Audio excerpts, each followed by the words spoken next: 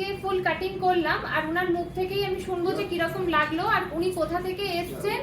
আর তুমি একটুখানি বলো কোথা থেকে এসেছেন আর কিভাবে যোগাযোগ করুন। উত্তরপাড়া থেকে এসেছি, আর আমি ফেসবুকের মাধ্যমে যোগাযোগ করে এসেছি। আর কাটিংটা তো মানে খুবই সুন্দর, অনবদ্য, কি বলবো, কিছু বলার নেই। দিদি নিজেই, আমি দেখিয়েছিলাম কাটিং, কিন্তু দিদি নিজেও একটু করে দিয়েছে, খুব ভালো। মিক্সড অফ ম্যাচ কাটিং হয়েছে, হ্যাঁ। এবার সেখানে পছন্দ হয়েছে তো? হ্যাঁ, খুব সুন্দর হয়েছে। Thank you.